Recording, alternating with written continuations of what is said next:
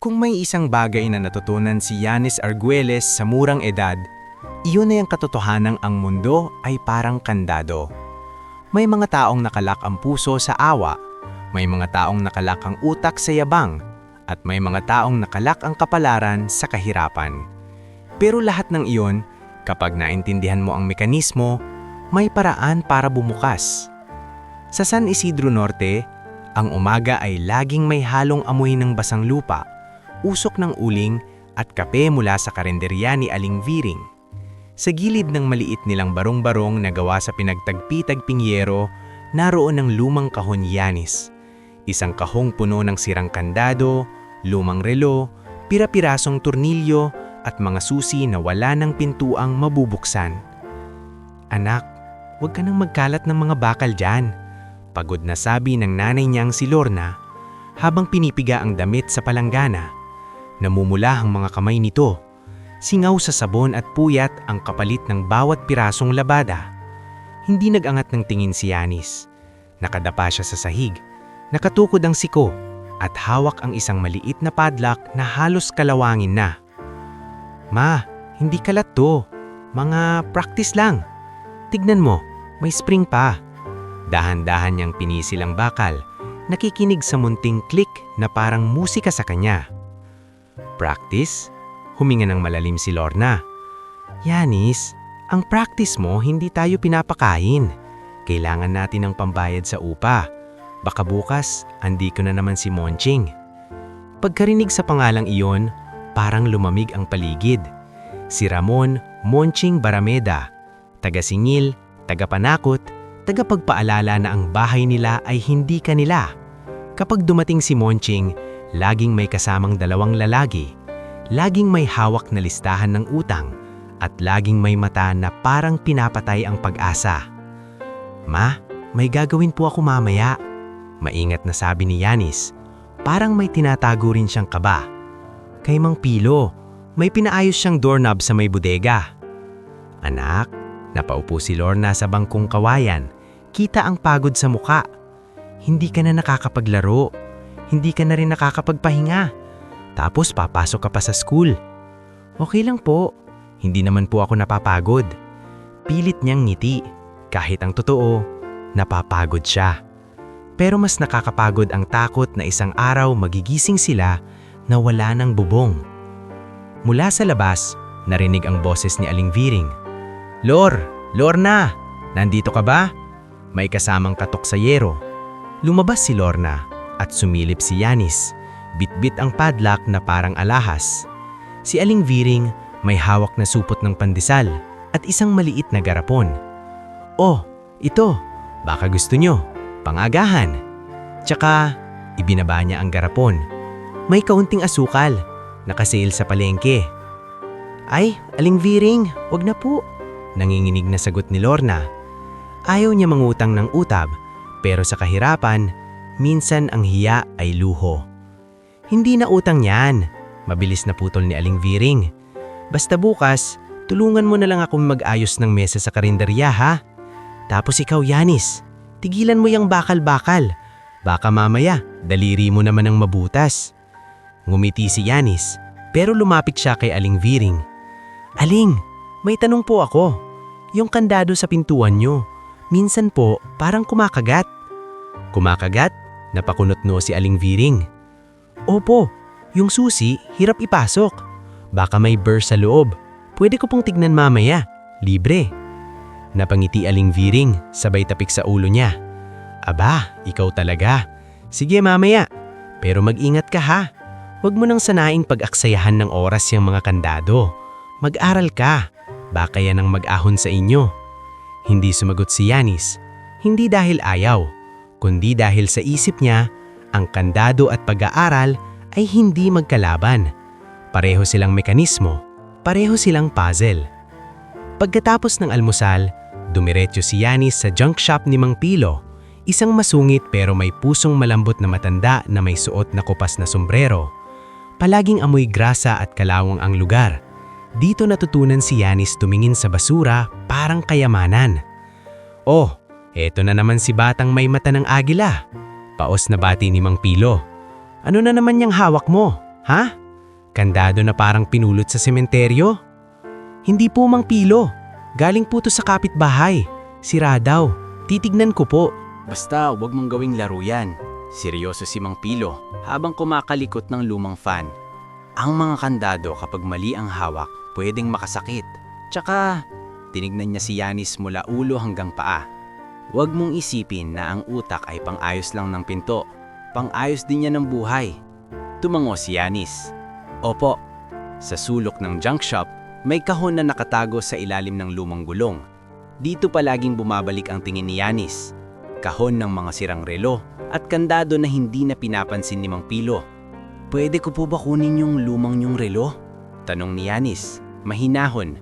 Kung mapapaandar mo, sige, sagot ni Mang Pilo, sabay tawa.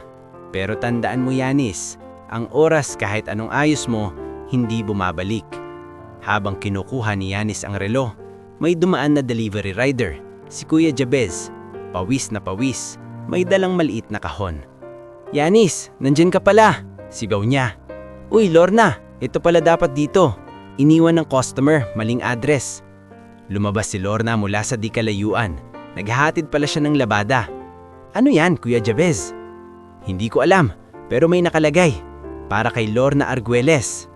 Ibinigay niya ang kahon, saka bumaba ang boses. Baka galing sa dati. Alam mo na. Napahigit ang hawak ni Lorna. Saglit siyang natulala bago niya kinuha. Salamat. Pag-alis ni Kuya Jabez, binuksan ni Lorna ang kahon. Sa loob, may lumang notebook na may tali ng lubid at isang maliit na sobre na may pirma, Nestor Arguelles. Parang may biglang bumagsak sa dibdib ni Lorna. Diyos ko, halos pabulong. Notebook to ng tatay mo. Lumapit si Yanis, nanginginig ang kamay. Hindi niya gaanong naaalala ang mukha ni Tatang Nestor. Bata pa siya nang pumanaw ito, pero naaalala niya ang amoy, halong langis at menthol, at ang boses na mahina pero matatag. Binuksan ni Yanis ang notebook. Sa unang pahina, may guhit ng kandado, may arrows at may sulat kamay. Ang bawat safe may kahinaan. Hanapin ang dahilan kung bakit nilagyan ng kahinaan. Sa mga sumunod na pahina, may mga sketch ng safe mechanisms, mga diagram ng relockers, at listahan ng mga pangalan at lugar. Habang nag-i-scroll ang mata ni Yanis sa tinta, may isang pangalang tumalbog sa isip niya. Parang hindi bagay sa listahan ng mga ordinaryong kliyente. Darius Quintanar. Mahinang tawag ni Yanis. Sino po to? Naupo si Lorna sa sako ng lumang tela. Tila bumigat ang katawan. Hindi ko alam kung paano ko sasabihin sa'yo. Napapikit siya, pinipigilan ng luha. Noong buhay pa tatay mo, may mga pinapasukang trabaho. Malalaki. Hindi lang pinto, hindi lang kandado. Safe po? Tanong ni Yanis, nanginginig na parang may kutob. Oo, tanggo ni Lorna. Basta minsan, may mga taong nakabarong, may sasakyan na makintab. Pinipilit niya akong huwag magtanong. Sabi niya, para sa iyo raw, para sa kinabukasan natin. Tahimik si Yanis. Sa loob niya, may sumisigaw na tanong. Kung ganon, bakit kami ganito? Bakit hindi dumating ang kinabukasan? Bumalik sila sa bahay ng dapit hapon. Doon, eksaktong gaya ng sinabi ni Lorna, dumating si Monching. May dalawa siyang kasamang lalaki. May bitbit na folder. Oh, ngumisi si Monching. Tumingin sa yero nilang dingding. Eto na naman tayo, Lorna. Ilang beses kitang sinabihan. Utang is utang. Monching, pakiusap. Magbabayad ako. May trabaho ako bukas. May konti. Tawa si Monching. Pero walang saya. Ang konti pang barya. Ang kailangan dito pang upa. Kung wala, alis. Sumingit si Yanis. Hindi nagtaas ng boses pero matalim ang tingin. Kuya Monching, ilang araw po ba ang palugid? Napalingon si Monching sa bata. Tila naiirita. Ikaw bata, huwag kang sumasagot para sa nanay mo. Hindi ka naman nagbabayad. Magbabayad po ako, diretsong sabi ni Yanis. Bigyan niyo lang po kami ng 1 linggo. Natawa ang kasama ni Monching. Narinig mo yon? 1 linggo daw. Lumapit si Monching. Halos diidiin ang daliri sa noo ni Yanis. Makinig ka bata. Ang mundo hindi naaawa. Kung gusto mong tumulong, magtrabaho ka. Pero huwag kang magpanggap na may kapangyarihan ka. Hindi umatras si Yanis, pero pinigilan siya ni Lorna. Anak, huwag na. Bago umalis, iniwan ni Monching ang salita na parang kutsilyo. 1 linggo. Pagbalik ko, kung wala pa rin, dadalhin namin kahit yung mga gamit nyo para matuto kayong sumunod. Pagkasara ng pinto, nang hina si Lorna. Yanis, bakit ka sumagot? Paano kung... Mahinang sagot ni Yanis, sabay hawak sa notebook ng tatay niya. Hindi ko alam kung paano, pero may paraan. Lagi pong may paraan. Kinagabihan, habang natutulog si Lorna sa pagod, si Yanis ay nakaupo sa maliit na mesa. Pinuklat niya ang notebook, isa-isang pinag-aralan ng mga guhit at notes ng tatay niya. Sa bawat pahina, parang naririnig niya ang boses na hindi na niya maalala ng buo, pero nararamdaman niya ang gabay. Sa labas, umuugong ang mga chismis sa barangay. May lumang pabrika raw sa dulo ng highway na may lost key. May mga taong nag-iikot tuwing gabi. May sindikatong naghahanap ng kung anong lihim. Si Kapitana Isolde Recio ay nagpa-announce sa megaphone kanina. Bawal ang mga batang palaboy sa labas ng 10:00. Pero si Yanis, hindi palaboy. Isa siyang batang may hawak na mapa, hindi ng lugar, kundi ng mekanismo ng mundo. At sa dulo ng notebook, may pahina na may mas malalaking letra, tila sinulat ng madiin. Kapag naipit ka, hanapin mo ang taong may hawak ng pinakamalaking kandado. Doon mo malalaman kung sino ang tunay na may kasalanan. Dahan-dahang binigas ni Yanis ang pangalang nakasulat sa listahan. Parang panata, parang pangako sa sarili. Darius Quintanar. Hindi pa niya alam kung sino iyon. Hindi pa niya alam kung paano siya makakalapit sa mundo ng mayayaman. Ang alam lang niya, may 1 linggo sila bago bumalik si Monching at may isang lihim sa notebook ng tatay niya na pwedeng magbukas ng mas malaking pintuan. Sa unang pagkakataon sa mahabang panahon, kahit papaano, nakaramdam si Yanis ng kakaibang bagay sa dibdib. Hindi lang takot, kundi pag-asa na may kasamang tapang. Darius Quintanar. Paulit-ulit na bulong ni Yanis Arguelles habang nakatitig sa huling pahina ng notebook ng tatay niya. Parang may bigat ang bawat letra. Parang susi na hindi niya pa alam kung saang pinto isasaksak. Sa labas ng barong-barong, tahimik na ang barangay. Pero sa loob ng dibdib niya, parang may umiikot na mekanismong hindi mapirmi. 1 linggo ang palugit ni Monching at bawat oras ay parang kumakandadong papasara ang pagkakataon. Kinabukasan, hindi na nag-aksaya si Yanis ng oras. Maaga siyang nagtundo kay Aling Viring para ayusin ang kandado ng karinderya, gaya ng pangako niya. Habang nagkakalikot siya sa lock cylinder, nakatingin si Aling Viring, halatang nag-aalala. Yanis, mahinang tawag nito. Totoo ba yung narinig ko? Bumalik na naman si Monching kagabi? Tumanggo si Yanis, hindi tumitingin. Opo, 1 linggo po. Nako, napahawak si Aling Viring sa baywang. Lorna, anong gagawin niyo? Lumapit si Lorna, dala ang timba ng tubig at basahang pamumunas. Hindi ko na alam, Aling Viring. Parang nauubos na. Kung may kamag-anak lang sana.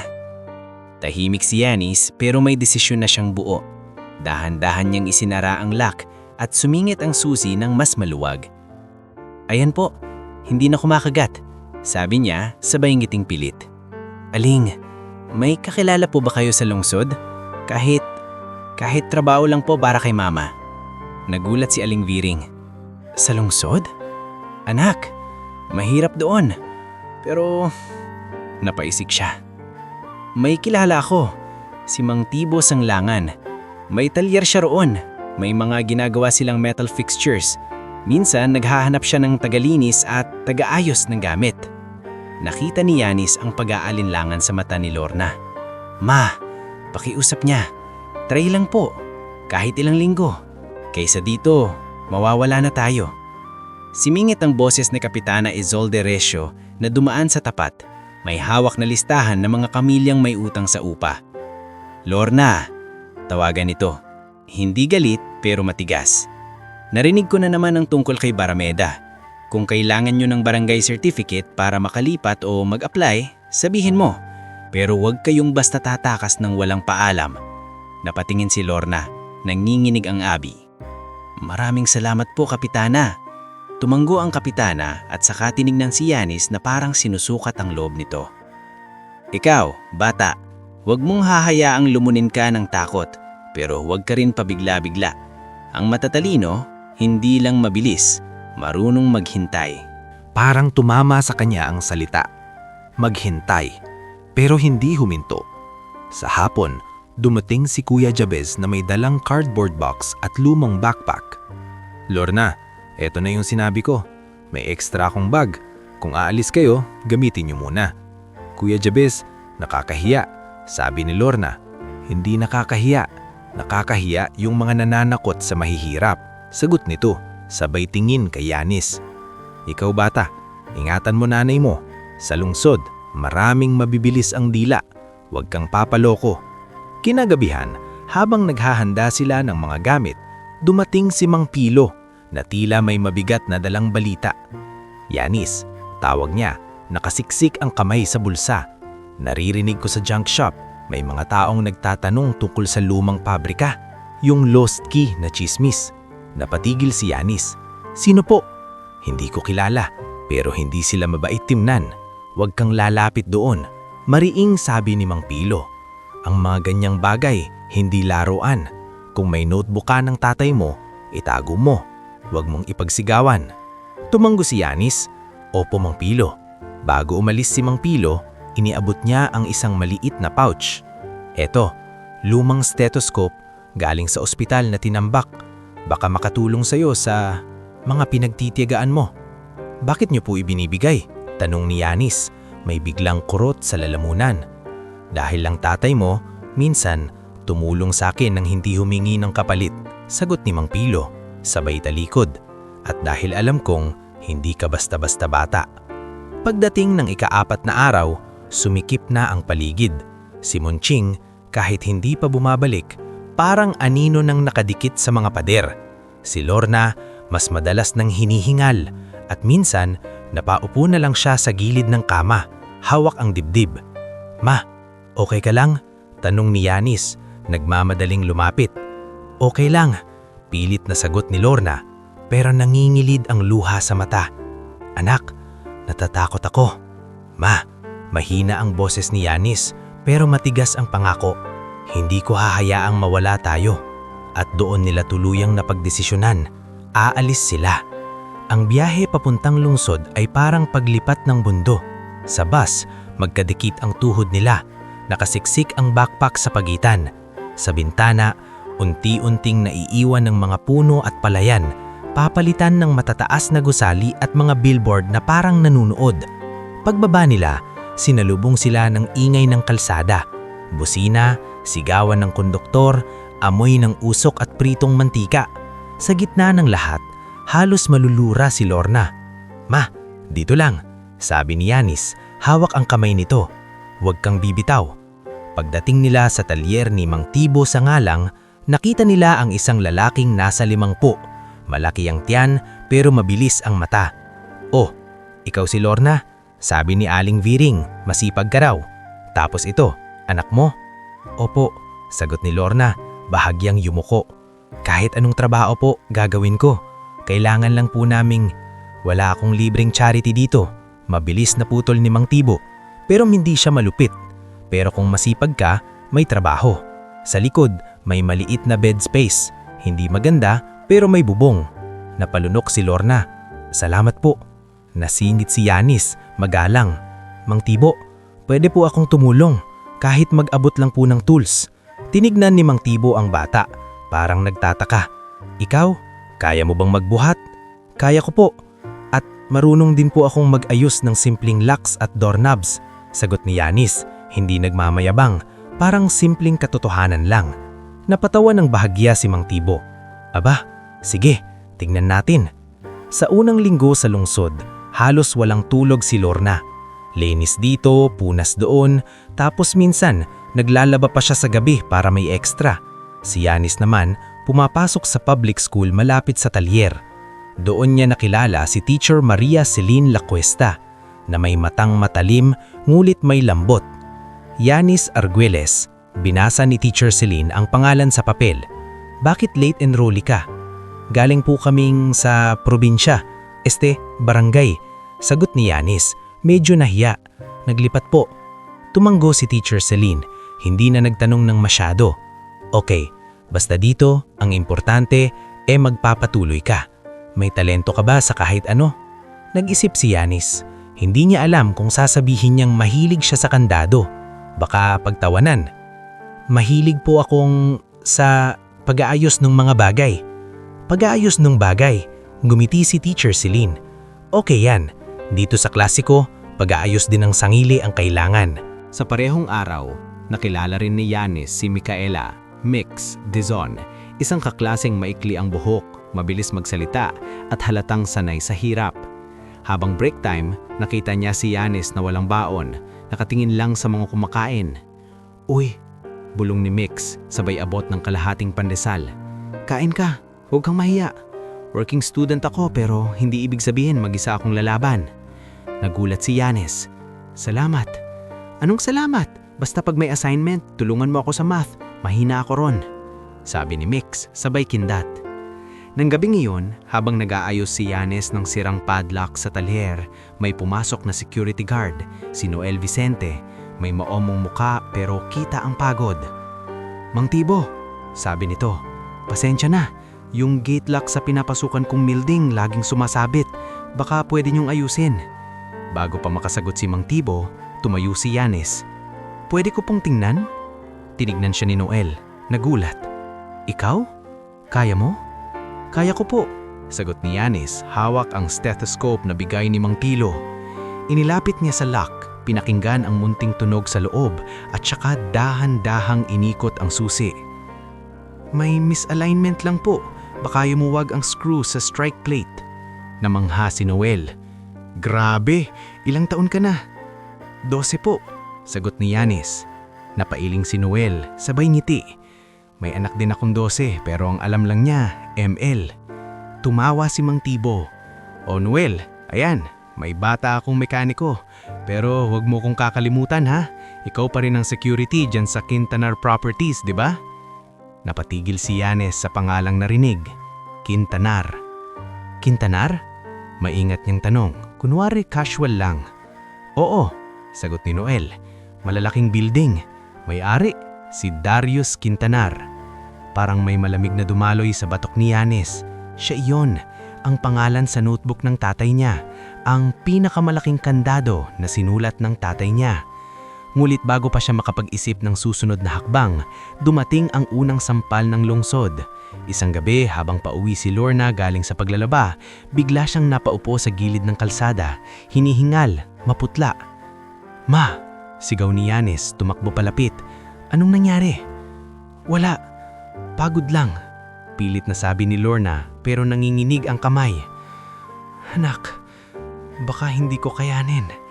Sa unang pagkaataon, naramdaman ni Yanis ang takot na hindi niya ma-unlock gamit ang talino. Ito ang takot na may buhay na nakasalalay. Kinabukasan, nagpunta si Yanis sa opisina ng legal aid sa eskwelahan para humingi ng impormasyon tungkol sa mga murang klinik. Doon niya nakita si Attorney Prisha Mendiola, naka-ponytail, may dalang folder at ballpen. Anong kailangan mo, iho? Tanong ni Attorney Prisha mahinahon. Yung health center po, tsaka kung may libreng gamot. Sagot ni Yanis, hindi na tinatago ang kaba. Tinignan siya ni Attorney Prisha. Napansin ang maduming kuko at ang mata na parang matanda na sa pag-iisip. May sakit nanay mo. Tumanggo si Yanis. Opo, at may nananakot din po sa dati naming inuupahan. Pero ngayon nasa lungsod na kami. Hindi ko lang alam kung safe kami. Huminga ng malalim si Attorney Prisha. Makinig ka. Tutulungan kita sa health center at bibigyan kita ng listahan ng mga pwedeng lapitan. Pero sa mga nananakot, kailangan mo ng papel, resibo, kahit ano. Huwag kang matakot mag-ipon ng ebidensya. Tumanggo si Yanis, parang may bagong aral na nakuha. Kandado man ang buhay, minsan ang susi ay papel at katotohanan. Paglabas niya ng opisina, sumabay sa kanya si Mix. Uy, bakit ka galing doon? Nanay ko. Medyo may sakit, sagot ni Yanis. Biglang nagseryoso si Mix. Okay, makinig ka. Sa lungsod, hindi pwedeng puro tapang. Kailangan mo rin ng kakampi. Ako, kakampi mo ako. Hindi nakasagot si Yanis agad, pero sa dibdib niya, may gumaan kahit kaunti. Hindi siya mag-isa. Sa gabing iyon, bumalik si Yanis sa bed space, binuksan ang notebook ni Tatang Nestor at muling tinignan ang pangalan, Darius Quintanar. Hindi pa niya alam kung paano siya makakalapit sa taong iyon, pero ngayon may direksyon na ang mga piyesa. Si Noel na guard sa Quintanar, si Mang Tibo na supplier, si Teacher Celine at Mix sa school, at si Attorney Prisha na marunong lumaban gamit ang batas. At sa likod ng lahat ng iyon, may isang bagay na mas malinaw. Hindi lang sila tumakas sa barangay, hindi lang sila lumipat para umiwas kay Monching. Lumipat sila para buksan ang pintuan ng isang mas malaking kapalaran, at sa pintuang iyon, nakasulat ang pangalang na matagal nang nakatago sa notebook ng isang yumaong locksmith. Ma, bulong ni Yanis habang pinupunasan ang pawis sa noo ni Lorna at pinapainom ito ng tubig. Makakaahon tayo. Hindi ko pa alam ang eksaktong paraan, pero may susi na tayo. At sa tahimik na gabi ng lungsod, habang ang busina ay parang makandadong kumakaskas sa hangin, si Yanis Arguelles ay nagsimulang magplano. Hindi para sa paghihikante, kundi para sa pag-angat. Ngulit hindi niya alam na sa mismong mundo ni Darius Quintanar, may mga taong ayaw may mabuksan at handa silang manakit para manatiling sarado ang mga lihim. Sa gabing iyon, habang ang lungsod ay tila hindi natutulog, busina, sigaw ng vendor, kalansing ng bakal sa talyer, si Yanis Arguelles ay nakaupo sa gilid ng maliit nilang kama sa bed space, nakatitig sa notebook ni Tatang Nestor. Mahigpit ang hawak niya sa pahinang may pangalan, Darius Quintanar. Hindi na ito basta tinta sa papel, isa na itong direksyon, at kasabay ng direksyon, dumating ang tunay na takot. Kapag mali ang hakbang, hindi lang siya ang masasaktan, pati si Lorna. Mama, mahinang tawag niya habang pinupunasan ang malamig na pawis sa noon ng nanay niya. Masakit pa rin ko ba dibdib mo? Nagpilit ngumiti si Lorna kahit halatang nanghihina. Kaya ko pa anak, huwag kang mag-alala. Basta pumasok ka bukas, huwag mong pabayaan ang pag-aaral mo. Hindi sumagot si Yanis agad. Sa utak niya, nagtatagpo ang lahat ng piyesa. Si Noel Vicente na guard sa Quintanar Properties, si Mang Tibo na supplier ng metal fixtures, si Attorney Prisha na may alam sa batas, si Mix na kakampi sa school, at si Teacher Celine na nagbabasa ng mga batang kayang lumaban. Ngulit may isang bagay pang nakadikit sa balikat niya. Ang anino ni Monching Barameda sa dati nilang barangay. Hindi na siya nakikita, pero parang naririnig pa rin niya ang boses. Pagbalik ko, kung wala pa rin. Kinabukasan, nang maayos-ayos ni Yanis ang strap ng bag niya, lumabas siya at huminga ng malalim. Sa talyer, naroon si Mang Tibo, may hawak na listahan ng deliveries. Halatang iritable pero abala. Yanis, sigaw ni Mang Tibo. Ikaw, sumama ka mamaya, may delivery tayo. Sa Quintanar Property. Malaki to, kailangan maayos ang kilos, huwag kang pahang probinsyano. Napatigil si Yanis. Parang may biglang kumalampag sa dibdib niya. Quintanar po. Oo, sagot ni Mang Tibo. Sabay turo sa mga kahon. Metal fixtures, door hardware at kung ano-ano. Huwag kang masyadong nagtatanong. Basta magbuhat ka, sumunod at huwag kang papansin. Mga tao doon, iba ang tingin sa tulad natin. Hindi sumagot si Yanis. Pero sa loob niya, parang may nag-click na lock. Eto na. Bago umalis, nakita ni Noel Vicente sa may gilid ng talyer, nag-aayos ng uniform niya. Ngumiti si Noel kay Yanis, pero may bigat ang mata. Uy, bata, bulong ni Noel habang naglalakad sila palabas. Quintanar Building yung pupuntahan natin. Huwag kang masyadong titig-titig. Maraming mata roon, lalo na yung head security, si Garrick Fuentebela. Hindi yun nagpapatawad ng maliit na pagkakamali. Ganun po ba ka-strict? Tanong ni Yanis, kunwari casual. Hindi lang strict, sagot ni Noel, mayabang at mahilig mamahiya, lalo pag mahirap ka. Tumanggo si Yanis. Tamangan po sa warning. Habang papunta sila, dumaan ng isip ni Yanis kay Lorna. Iniwan ito sa bed space. Pinakiusapan si Mix na dumaan mamaya at tignan ng kalagayan ni Mama dahil may klase rin si Teacher Celine sa hapon. Hindi man siya makasama buong araw, may mga taong handang umalalay at iyon ang bagong bagay sa buhay niya. Pagdating nila sa Quintanar Central Tower, parang lumunok si Yanis ng hangin. Ang building, mataas, makintab, malamig tignan, parang hindi kayang hawakan ng kamay ng mga mahihirap. Sa labi pa lang, may ilaw na parang araw. May sahig na marble, nakita mo ang sarili mong muka. Grabe, pabulong ni Yanis. Huwag kang maggrabe, sabat ni Mang Tibo, pilit nagkakaprofesional. Magtrabaho tayo. Sa guard station, sinalubong sila ng isang lalaking matangkad, makinis ang buhok at may tingin na parang nagbibilang ng kasalanan ng bawat tao. Si Garrick Fuentebella. Ano to? Malamig na tanong ni Garrick habang tinitignan ang delivery papers. Sanggalang fixtures, late kayo ng 5 minuto. Pasensya na po sir, sagot ni Mang Tibo, pilit nagganiki. Traffic po. Huwag niyo akong gawing dahilan ng traffic, sagot ni Garrick saka tumingin kay Yanis mula ulo hanggang paa. At bakit may bata?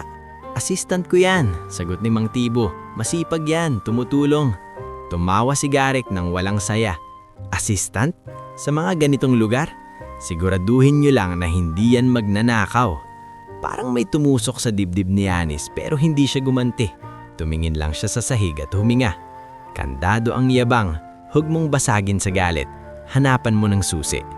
Pag-akyat nila sa service elevator, may sumunod na babae na naka-blazer, malinis ang kuko at may aura na sanay utusan ng mundo. Si Isla Monteverde, assistant ni Darius. Garrick, tawag nito, hindi man lang tumingin kay Mang Tibo. Nasa na ang hardware delivery, may schedule ang boss. Ito na Miss Monteverde, sagot ni Garrick, saka muling sinulyapan si Yanis. May extra. Napatingin si Isla kay Yanis, parang nakita siyang alikabok. Extra? I hope marunong siyang sumunod. Ayokong may kalat sa floor ng executive level. Hindi po ako kalat, muntik nang lumabas sa bibig ni Yanis pero kinagat niya ang dila. Sa halip, nagmagalang siyang yumuko. Pasensya na po. Pagdating nila sa executive floor, mas tahimik ang paligid. Mamahaling amoy, malamig ang hangin, at bawat hakbang ni Yanis ay parang may naririnig siyang click. Hindi lock, kundi pagpapaalala na hindi siya kabilang dito. Habang nagbababa sila ng maakahon sa gilid ng conference room, biglang lumabas si Darius Quintanar mula sa isang glass door. Hindi sumisigaw pero kapag tumitingin, parang napapahinto ang oras. Nakasuits pero hindi OA, ang yabang niya nasa katahimikan. Kasunod niya ang isang lalaking hindi masyadong alata ang presensya pero ramdam mong matalim. Si Salvador Quijano, CFO, yung tipo ng taong numingiti pero hindi mo alam kung may hawak na patalim sa likod. Isla, sabi ni Darius, nandito na ba yung safe specialist? Nag-cancel po sir, sagot ni Isla mabilis. May emergency daw. Emergency, ulit ni Darius, sabay na pailing. Lagi na lang. Pumasok sila sa conference room at doon nakita ni Yanis ang nasa gitna. Isang malaking safe, matte black, may kakaibang dial at panel. Hindi ito ordinaryo. Kahit hindi pa niya nahahawakan, alam niya, parang may sariling ugali ang safe. Tahimik pero mapaghamon. Bakit ba hindi mabuksan yan? Tanong ni Darius nakatingin kay Salvador. Complex relockers sir, sagot ni Salvador, kalmado. At may false gates, baka kailangan ng specialist. Tumanggo si Darius saka napatingin sa paligid, tila may hinahanap na milagro. Nakita niya si Mang Tibo at ang delivery. Ano to Mang Tibo? Tanong ni Darius. Sir, hardware delivery po, sagot ni Mang Tibo, nanginginig ng kaunti. At doon napunta ang tingin ni Darius kay Yanis. At bakit may bata dito? Bago pa makasagot si Mang Tibo, sumingit si Garrick, tila gustong magpabango. Sir, assistant daw, pero delikado po, baka magkalat. Tumingin si Darius kay Yanis, hindi galit, hindi rin mabait, parang test. Bata, anong ginagawa mo? Huminga si Yanis. Ito ang sandali na kung mali ang salita, sarado ang pinto. Pero kung tama, may mabubuksan na hindi niya inaasahan. Nagtatrabaho po, sagot niya, matino.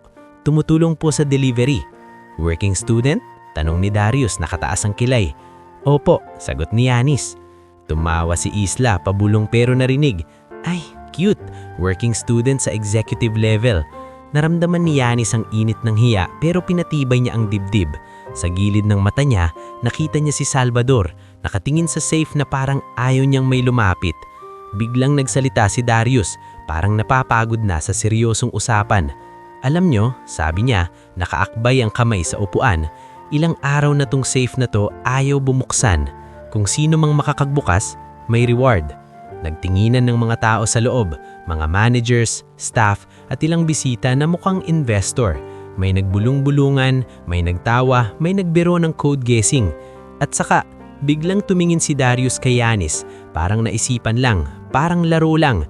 Ikaw, bata, sabi niya, mas malakas ang boses, sapat na para marinig ng lahat. Bibigyan kita ng 100 million kung mabubuksan mo ang safe na yan. Sumabog ang tawa sa paligid. Ha?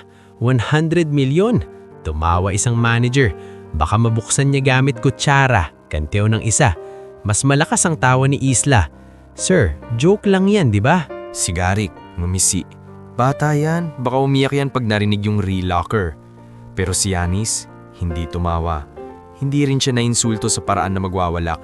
Ang naramdaman niya ay kakaibang tahimik na init. Parang nakakita siya ng puzzle na matagal niyang hinahanap. Ang safe sa mata ng iba ay pader. Sa mata ni Yanis, ito ay tanong. Lumapit siya ng dahan-dahan. Sir, maingat niyang sabi kay Darius, pwede ko po bang tingnan kahit saglit lang? Tumahimik ang room, parang may biglang naputol na kuryente sa tawa. Nakita ni Yanis ang pagtaas ng kilay ni Salvador. Sir, mabilis na singit ng CFO. Huwag na po, baka masira. Very sensitive ang mechanism niyan. Kumapit si Isla sa braso ni Darius. Boss, wag na, baka magkalat pa yan dito. Pero si Darius, sa halip na umatras, parang mas na-curious. Sensitive? Ulit niya, sabay tingin kay Yanis. Bakit mo gustong tingnan? Hindi agad sumagot si Yanis. Sa loob niya, umalingaw-ngaw ang linya ng notebook ng tatay niya. Ang bawat safe may kahinaan. Hanapin ang dahilan kung bakit nilagyan ng kahinaan. Huminga siya at saka nagsalita ng simple pero matapang. Kasi po, parang may sinasabi yung safe. Tumawa ulit ang ilan pero mas mahina. Hindi na bastos, mas parang naguguluhan. Si Darius, bahagyang ngumiti. Okay, sige nga, tingnan natin kung anong sinasabi ng safe sa'yo. Lumapit si Yanis sa safe at sa unang pagkakataon, naramdaman niyang ang mundo sa paligid ay unti-unting tumahimik. Hindi na niya naririnig ang yabang ni Garrick, ang kantyaw ng mga tao o ang pagtutol ni Salvador. Narinig niya ang mas mahalagang bagay, ang mekanismo sa loob. Dahan-dahan niyang inilabas sa bag ang lumang stethoscope na bigay ni Mang Pilo. Napasingap si Isla. Kadihi, saan galing yan? Hindi pinansin ni Yanis. Inilapat niya ang diaphragm sa gilid ng dial, saka hinawakan ng dial ng safe ng marahan. Parang humahawak sa pulsi ng pasyente. Bata, warning ni Salvador, mas malamig ang boses. Hindi mo alam pinapasok mo. Tumingin si Yanis sa kanya. Saglit lang, pero sapat para ipakita na hindi siya natatakot sa tono. Opo, sagot niya, pero alam ko pong makinig. At nagsimula siyang iikot ang dial, dahan-dahan. Hindi dahil mabagal siya, kundi dahil sinusukat niya ang bawat click, bawat pagbabago ng tensyon. Sa bawat ikot, may lumilitaw na pattern sa isip niya. Micro-scratches, false gates, at isang kakaibang rebound na indikasyon na may trap pre-locker sa loob. Nakita ni Yanis ang isang maliit na gasgas sa dial. Hindi halata, pero para sa kanya, parang aro. Parang sinadyang marka. Parang may taong nagtry dati at nagkamali at iniwan ng bakas ng pagkabigo. Sir, biglang sabi ni Yanis kay Darius, hindi inaalis ang kamay sa dial. Pwede po ba akong humingi ng flashlight at manipis na strip kahit plastic lang? Nagtingi na ng lahat. Si Darius hindi pa rin tumatawa. Tumanggo siya kay Isla. Bigyan mo. Boss, protesta ni Isla pero sinulyapan siya ni Darius at napilitan siyang sumunod. Habang kinukuha ang hinihingi, si Yanis ay nananatiling nakapikit, nakikinig sa safe na parang may buhay. Sa likod niya, naramdaman niya ang bigat ng mata ni Salvador. Hindi ito simpleng inis, ito ay takot. At doon, sa gitna ng conference room ng isang milyonaryo, sa harap ng mga taong tumawa, nagsimulang magbago ang hangin. Hindi pa bumubukas ang safe, pero may isang bagay nang nabubuksan. Ang pagkakataon ni Yanis Arguelles na ipakita kung sino talaga siya at kung bakit ang pangalan ni Darius Quintanar ay matagal nang nakaukit sa notebook ng tatay niya. Hindi pa bumubukas ang safe, Pero ramdam ni Yanis Arguelles na may bumubukas ng ibang pinto sa loob ng silid. Pinto ng pagdududa ng mga taong tumawa, pinto ng usisa ng isang milyonaryo, at pinto ng takot ng isang taong ayaw mabunyag. Habang hawak niya ang dial, dumating si Isla Monteverde, dala ang flashlight, halatang naiinis, at isang manipis na plastic strip na kinuha sa office supply drawer. Ibinagsak niya ito sa mesa na parang marumi. Ayan, wag mong sabihin na pati ba yan kailangan mong ipahiram. Hindi tumingin si Yanis sa kanya. Hindi niya kailangang patulan ng yabang. Kinuha niya ang flashlight, inilawan ng dial, at hinanap ang halos hindi makita na gasgas. Yun ang pahiwatig. Yun ang bakas. Naiwan ng isang sumubok noon. Sa likod, huminga ng malalim si Salvador Quijano. Sir, bulong nito kay Darius Quintanar. Huwag na po nating ituloy. Baka masira ang relaker at mas lalong hindi mabuksan. Mahal po ang safe na yan. Salvador, kalmado si Darius, pero may bigat ang boses. Kung mahal, mas lalo kong gustong malaman kung bakit ayaw bumukas. Tumahimik si Salvador, pero kumintabang mata. Hindi galit, kundi kalkuladong kaba. Dahan-dahan muling inikot ni Yanis ang dial. Pinapakinggan ang click. Sa bawat click, parang may napupuno siyang mental na mapa. Ang mga false gates, para sa kanya, ay parang mga taong mapanlin lang. Kailangan mong kilalanin kung alin ang totoo, alin ang palabas. Inilapat niya ang stethoscope sa gilid at nagbilang sa isip, sabay anotasyon sa hangin, gamit ang daliri. Parang may invisible na notebook. Anong ginagawa niya? Pabulong ng isang manager sa kabilang dulo. Pretending, sagot ng isa. Pero wala nang tawa. Mas may halong hiya ang tono. Lumapit si Garrick Fuentebella. Parang gustong ipakita na siya pa rin ang may kontrol sa silid. Bata, sabi niya, huwag mong abalahin ang boss. Kung may masira dyan, hindi siya pinansin ni Yanis. Sa halip, bumulong siya kay Darius ng maingat. Sir, mukhang may trap relaxer po ito. Kapag mali ang ikot, maglalak ulit mula sa loob. Trap relaxer? Ulit ni Darius nakataas ang kilay. Paano mo nalaman? Yung tension po sir, sagot ni Yanis. May rebound kapag nalalapit sa false gate. Parang sinasabi niyang hindi dito. Saglit na natahimik si Darius. Nakita ni Yanis ang bahagyang pagngiti nito. Hindi pagngiti ng pang-aasar, kundi pagngiti ng taong nakakita ng kakaibang talino sa hindi inaasahang lugar. Goon, sabi ni Darius. Huminga si Yanis, kinuha ang manipis na strip at maingat na ipinasok sa maliit na SIM malapit sa dial housing. Hindi ito pang hack, ito ay pang-alis ng obstruction sa mismong trigger point ng relaker. Sa isip niya, bumalik ang boses ni Tatang Nestor. Hanapin ang dahilan kung bakit nilagyan ng kahinaan. Ang kahinaan ng safe na ito ay hindi sa code, kundi sa paraan ng pag-trigger ng safety feature. Kung alam mo ang tamang pressure at tamang sandali, mapapakiusapan mo itong huwag kumagat. Pinatigil niya ang dial sa isang eksaktong punto. Saka dahan-dahang pinihit pabalik. Kalahating hinga lang ang pagitan ng ikot. Sa stethoscope, narinig niya ang click na mas malalim kaysa sa iba. Ang click na hindi false. Sir, bulong ni Yanis. Pwede po bang walang gagalaw? Sandali na lang. Tumigil ang lahat. Pati si Isla napakagat ng labi. Pati si Garrick napaatras. Sa isang huling ikot, bahagyang pinisil ni Yanis ang strip. Hindi para pilitin, kundi para i-release ang naka-standby na latch. Sa kanya hinawakan ang handle ng safe at dahan-dahang hinila. Click! Isang tunog na mas malakas kaysa sa lahat ng tawa kanina. At sa harap ng mga mata nilang lahat, bumukas ang safe. Parang may nahulog na hangin mula sa kisame. Walang nagsalita. Ang mga mata ng mga managers, bisita, staff, lahat nakapako sa pinto ng safe na unti-unting bumubuka, parang bibig na handang sabihin ng sikreto. Holy, napabulong ang isang investor pero naputol. Si Isla hindi makapaniwala. Hindi, imposible. Si Garrick namutla at biglang tumingin kay Salvador.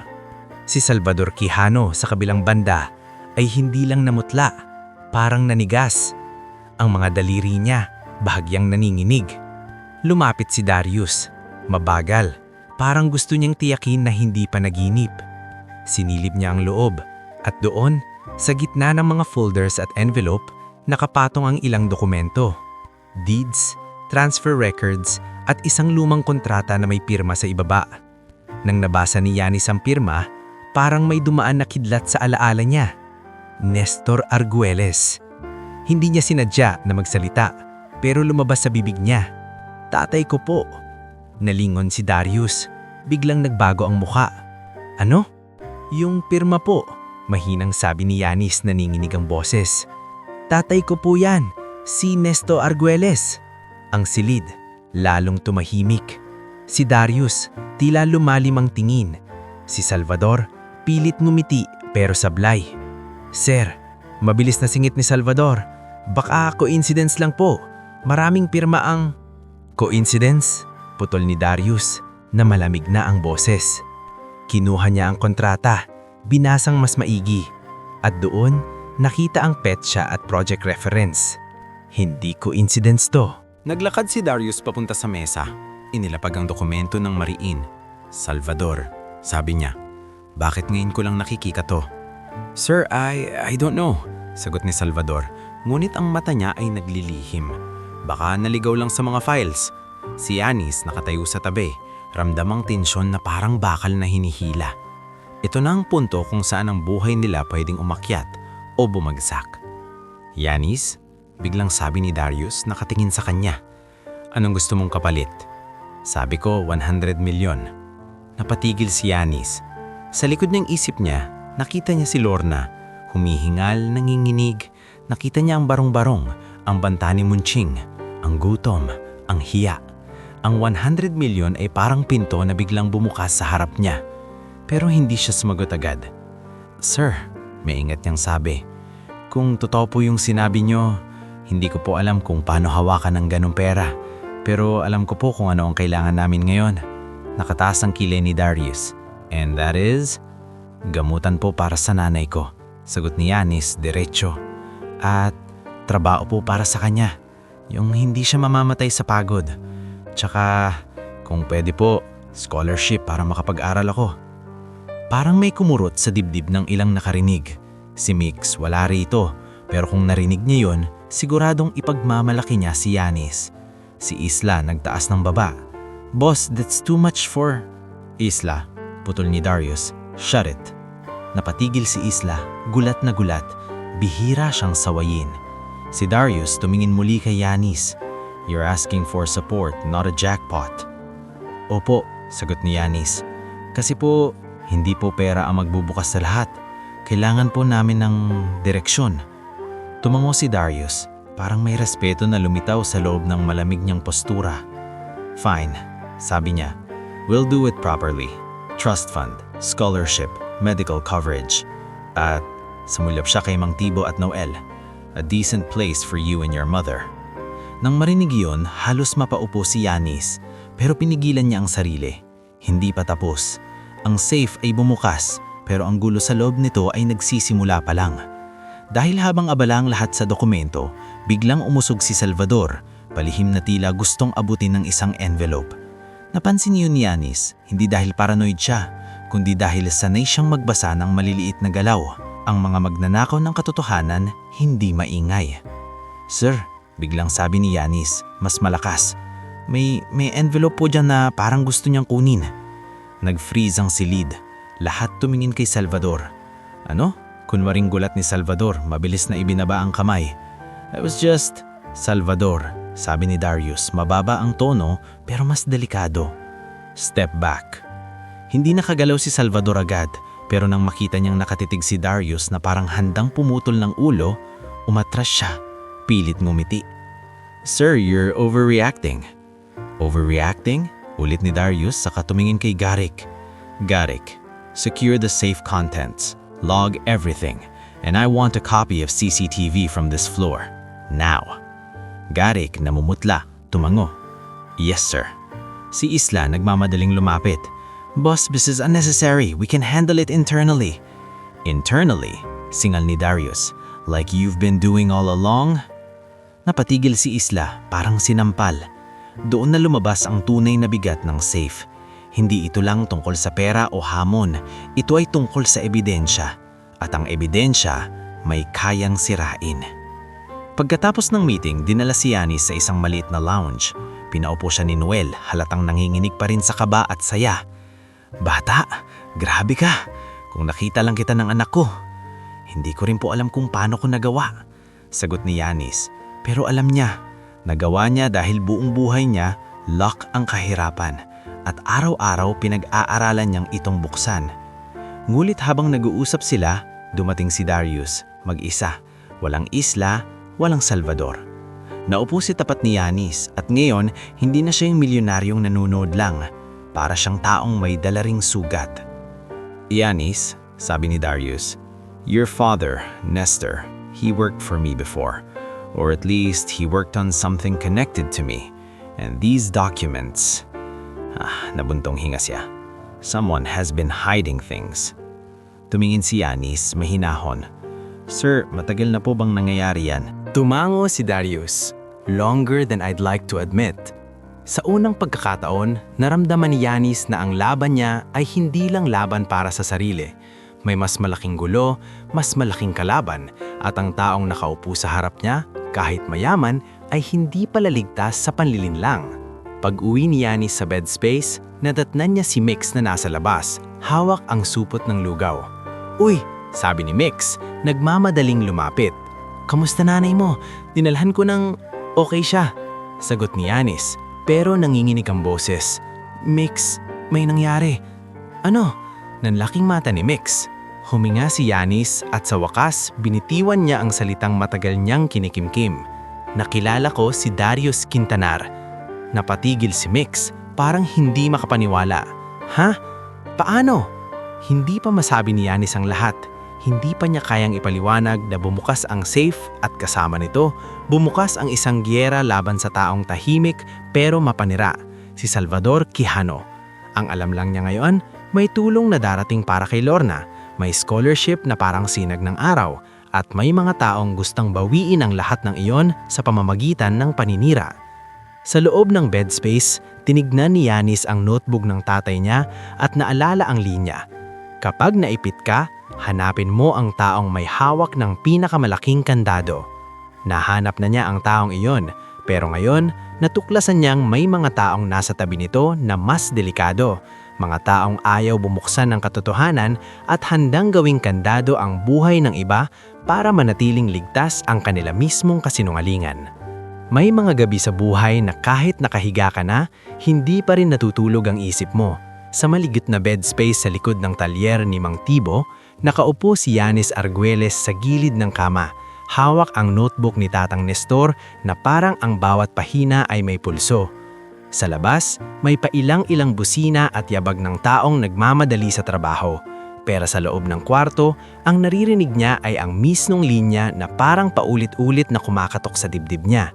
May mga taong ayaw bumuksan ng katotohanan. Sa kabilang kama, natutulog si Lorna, pero mababaw ang hinga. Kahit may pangakong medical coverage mula kay Darius Quintanar, hindi agad nawawala ang takot. Sa kahirapan, kahit pag-asa ay kailangan mo munang hawakan para maniwala. Kinabukasan, dumating ang unang konkretong pagbabago. Hindi fireworks, hindi magic, kundi papeles at proseso. May dumating na kotse sa harap ng talyer, maayos ang pintura, tahimik ang makina. Bumaba si Isla Monteverde, hawak ang folder, kasama ang isang HR representative na hindi kilala ni Yanis. "Lorna Arguelles?" Tawag ni Isla, walang emosyon. Lumabas si Lorna, bahagyang kabado. "Opo, may appointment kayo sa Quintanar Medical Clinic today," sabi ni Isla. Saka tumingin kay Yanis. "At ikaw, may scholarship screening ka rin. Huwag kayong late." "Salamat po," mahinang sagot ni Lorna. Hindi sumagot si Isla. Parang ayaw niyang marinig ang salamat mula sa mahirap. Pero ngayon, iba na ang posisyon ng mga salita. Hindi na sila nakikiusap sa hangin. May direksyon na ang buhay. Habang nasa clinic si Lorna, si Yanis naman ay dinala sa isang maliit na conference room sa Quintanar Foundation office. Doon niya nakilala ang isang babaeng may malambot na boses, si Dr. Eileen Robles, Program Coordinator. "Yanis," sabi nito, nakangiti. "Narinig ko ang tungkol sa ginawa mo, pero dito, hindi lang iyon ang basihan. Gusto naming malaman kung ano ang plano mo. Umupo si Yanis. Maayos ang postura kahit simpleng damit. Gusto ko pong mag-aral ng technical course. Gusto ko pong matutunan ng engineering pero practical din po. Yung may trabaho agad. Tumanggo si Dr. Eileen. Good, hindi ka lang nangangarap. May direksyon. Sa labas ng room, habang hinihintay ni Yanis ang susunod na papeles, may pabulong na usapan ng dalawang staff. PR move lang yan. Bata, ginawang hero. Pero ang totoo, staged. Baka nga, sabi ni Miss Isla, suspicious daw. Parang may lamig na dumaan sa batok ni Yanis. Hindi siya nasaktan dahil sa chismis, nasaktan siya dahil alam niyang ang chismis kapag lumaki, nagiging kandado na pwedeng ipasara sa kanya ang pinto na kakabukas pa lang. Pag-uwi niya sa school kinahapunan, iba ang tingin ng iba. May mga kaklaseng narinig na siya raw ay special. Nang ngayon, may mga tumitingin na parang gusto siyang lapitan at may mga tumitingin na parang ayaw siyang umangat.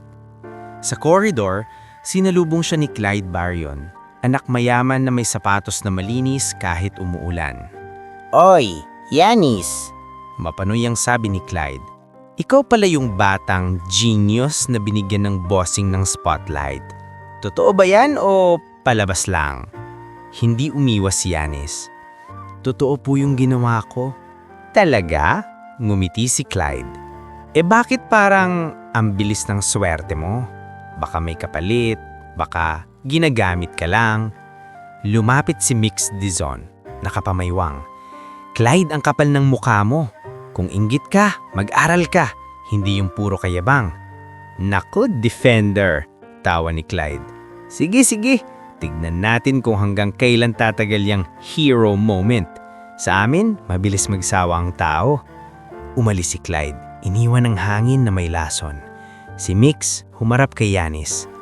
Huwag mo yang dibdibin. Dito, mabilis ang dila ng tao, pero mas mabilis dapat ang resibo mo. Napangiti si Yanis ng bahagya. Resibo? Parang sinabi ni Attorney Prisha. Ay, si Attorney Prisha, tumanggo si Mix. Nakausap ko na rin yun minsan. Matapangan yun. Pagdating ng gabi, bumalik si Yanis sa clinic para sunduin si Lorna. Doon niya nakita si Attorney Prisha Mendiola. Hawak ang folder, tila may hinahabol na papeles. Nagkatinginan sila. Kamusta? Tanong ni Attorney Prisha. May check-up na po si Mama, sagot ni Yanis. Salamat po sa listahan nyo, malaking tulong. Tumanggo si Attorney Prisha, pero biglang nagseryoso ang mukha. Yanis, may narinig akong balita. May nag-file ng incident report sa talyer. Theft allegation. Nanlamig si Yanis. Ano po? Si Mang Tibo, sagot ni Attorney Prisha. May nagsabing may nawawalang metal parts sa isang Quintanar site at bumaba ang boses niya. May nagtuturo sa nanay mo. Parang pinapalabas na may kinuha siya sa cleaning supply at may missing inventory. Parang nabasag ang hangin sa loob ni Yanis. Hindi po totoo yan. Alam ko, sagot ni Attorney Prisha. Pero sa papel, kapag nauna silang magsulat, ikaw ang hahabol. Kaya kailangan natin ng ebidensya. Kinabukasan, sa talyer, nagkakagulo. Naroon si Mang Tibo, pulang-pula ang mukha, hawak ang papel. Naroon si Noel, seryoso, at si Garik, nakangisi na parang may panalo, kasama si Isla, nakapamaywang. Eto, sabi ni Garik, malakas ang boses. Missing items. Kung hindi nyo may papaliwanag, iba-blacklist ko kayo sa lahat ng Quintanar projects. Wala akong ninakaw, sigaw ni Mang Tibo. Ako pa! Ako ang nagde-deliver! Sumingit si Isla, malamig. Mang Tibo, negosyo ito. Hindi pwedeng puro emosyon. At tumingin siya kay Lorna. You should also explain why cleaning inventory is short. Namumutla si Lorna, nanginginig. Hindi po ako, wala po akong kinuha. Bumilis ang tibok ng puso ni Yanis. Alam niya na ito ang galaw ni Salvador Quijano. Tahimik pero mapanira. Kapag nadungisan sila, mawawala ang tiwala ni Darius sa kanila at mababalik sila sa dati o mas masahol. Sir Noel, mabilis na sabi ni Yanis. Lumapit at, pwede po bang makuha yung CCTV logs, yung sinabi ni Darius last time? Napatingin si Noel at tumanggo. May access ako sa ilang footage, pero hindi lahat. Kailangan ng request. Request! Sumingit si Garrick, nakataas ang kilay. Bata, sino ka para mag-request? Umangat ang dibdib ni Yanis pero pinili niyang maging maingat. Hindi po ako nagmamayabang pero sinabi ni Darius na ilog ang lahat. Kung may footage, malalaman po natin ang totoo. Tumawa si Garrick. Totoo? Ang totoo, mahirap kayo. At pag mahirap, laging suspect. Isang hakbang pa at muntik nang lumaban si Yanis. Pero biglang dumating si Darius. Hindi inaasahan, walang anunsyo. Kasama niya si Dr. Eileen at isang internal auditor na si Marvin Escote. Garrick, malamig ang boses ni Darius. Bakit may gulo dito? Nanahimik ang lahat. Si Isla ngumiti agad. Boss, we found discrepancies. We're just securing the company. Securing? Ulit ni Darius. Tumingin Mang Tibo at kay Lorna. Or intimidating. Naglakad si Darius sa harap ni Yanis at tumingin siya diretso sa bata. Yanis, what happened? Huminga si Yanis, pilit pinigilan ng panginginig. Sir, may nawawala pong parts pero wala pong kinuha. Feeling ko po, may gumagawa ng paraan para idawit kami. Sumingit si Isla. Boss, he's just a kid. He can't accuse. Enough! Putol ni Darius. Pagkatapos, tumingin siya kay Marvin Escote. Audit everything. CCTV, delivery logs, sign-outs. I want facts. At doon nagbago ang laro. Hindi na chismis. Hindi na yabang. Proseso na. Sa mga sumunod na linggo, bumigat ang buhay, pero mas malinaw ang direksyon. Si Attorney Prisha ay tumulong maghanda ng affidavits. Si Mix ay nag-compile ng timeline ng delivery receipts, kung anong oras dumating ang mga kahon, sino ang pumirma, at ilang piraso ang nakalista. Si Teacher Celine ay nagbigay kay Yanis ng pahintulot na mag-absent kapag kailangan sa hearing at pinapaalahanan siyang huwag pabayaan ang klase. Si Noel, sa kabila ng takot kay Garrick, ay nagbigay ng isang mahalagang bagay, isang clip ng CCTV kung saan makikita ang isang lalaking nakakap, mabilis ang kilos na naglalabas ng kahon sa storage room, at sa kanyang wristwatch may distinct na silver band. Yanis, bulong ni Noel habang ipinapakita ang video sa phone. Hindi ko masabi kung sino pero may access lang dyan ng higher-ups. Hindi yan ordinaryong worker. Napatitig si Yanis. Sa isip niya, isang pangalan ang gumalaw. Salvador. Hindi pa niya kayang patunayan, pero may isa pang dumating na saksi. Ang dating accountant na matagal nang tahimik, si Edgardo Luntok. Lumapit ito kay Attorney Prisha at nagpakilala. Hindi ko na kaya, sabi ni Edgardo nanginginig ang kamay. Matagal na nilang nilalaro ang papel. Pinipirmahan nila ang hindi dapat. At ang safe documents, hindi dapat na itago iyon. Nang umabot ang balita kay Darius, parang may pader na tuluyang gumuho. Ipinatawag niya si Salvador sa isang closed-door meeting. Hindi nakita ni Yanis ang loob, pero narinig niya ang resulta. Naglabas si Darius ng internal suspension order at nagsimula ang formal investigation. Hindi pa man final ang kaso, ramdam ni Yanis ang pagbabago. Hindi na siya tinatrato ni Darius bilang palabas. Tinatanggap siya bilang taong may bahagi sa nakaraan. Makalipas ang ilang buwan, tuluyang lumabas ang findings. Falsified logs, diverted parts, at staged theft allegations. Hindi man agad na aresto si Salvador sa araw na yon dahil marunong siyang umiwas, nawasak ang kapit niya sa kumpanya at nagsimulang maghanap ang mga otoridad. Samantala, si Lorna ay unti-unting gumaling sa tamang gamutan at pahinga. Hindi na siya kailangang magbabad sa labada hanggang madaling araw. Sa tulong ng Quintanar Foundation, nakapag-umpisa siya ng maliit na laundry shop, kasosyo si Aling Viring na dumadalaw pa rin kahit malayo, at si Kuya Chavez na tumutulong mag-deliver ng mga nilabhang damit. Si Mang Tibo, napawalang sala, at halip na ma-blacklist, naging accredited supplier. Si Noel, na matagal ng under ni Garrick, ay na-promote sa mas maayos na posisyon sa isang bagong property, malayo sa pangangaapi. Si Teacher Celine, nabigyan ng maliit na grant para sa robotics and repair club sa school dahil nakita ni Darius ang potensyal ng mga bata gaya ni Yanis. At si Yanis, hindi naging mayabang. Hindi siya naglakad sa eskwela na parang hari. Sa halip, mas naging tahimik siya, mas focused. Sa bawat weekend, pumupunta siya sa maliit na community hall at nagtuturo ng basic locksmithing at safety. Paano magpalit ng doorknob, paano mag-ayos ng latch, paano umiwas sa scam sa paggawa ng kandado. Isang hapon, habang may hawak siyang lumang padlock at nagtuturo sa mga bata, dumating si Darius, naka-casual, walang suit. Umupo siya sa likod, hindi nag-utos, hindi nag-angas, nakikinig lang. Pagkatapos ng session, lumapit si Darius kay Yanis.